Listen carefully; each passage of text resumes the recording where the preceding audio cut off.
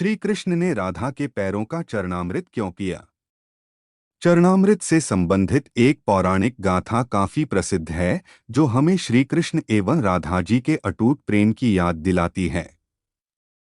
कहते हैं कि एक बार नंदलाल काफी बीमार पड़ गए। कोई दवा या जड़ी बूटी उन पर बेअसर साबित हो रही थी।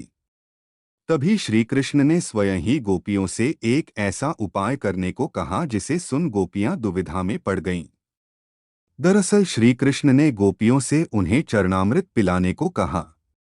उनका मानना था कि उनके परम भक्तिया फिर जो उनसे अति प्रेम करता है तथा उनकी चिंता करता है, यदि उसके पाप को धोने के लिए इस्तेमाल हुए जल को वे ग्रहण कर लें तो वे निश्चित ही ठीक हो जाएंगे। लेकिन दूसरी ओर गोपियां और भी चिंता में पड़ गईं। श्री कृष्ण उन सभी गोपियों के लिए बेहद महत्वपूर्ण थे। वे सभी उनकी परम भक्त थीं, लेकिन उन्हें इस उपाय के निष्फल होने की चिंता सता रही थी। उनके मन में बार बार यह आ रहा था कि यदि उनमें से किसी एक गोपी ने अपने पाव के इस्तेमाल से चरणामृत बना लिया और कृष्ण जी को पीने के लिए दिया तो वह परम भक्त का कार्य तो कर देगी, परंतु किन्हीं कारणों से कान्हा ठीक ना हुए तो उसे नर्क भोगना पड़ेगा। अब सभी गोपियां व्याकुल होकर श्री कृष्ण की ओर ताक रही थी और किसी अन्य उपाय के बारे में सोच ही रही थी कि वहां कृष्ण की प्रिय राधा आ गईं।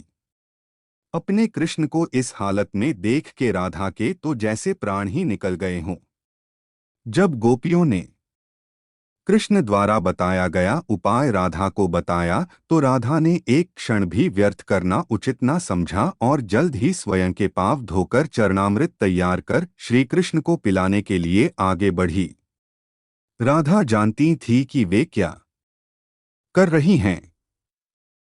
जो बात अन्य गोपियों के लिए भय का कारण थी, ठीक वही भय राधा को भी मन में था, लेकिन कृष्ण को वापस स्वस्थ करने के लिए वह नर्क में चले जाने को भी तैयार थीं।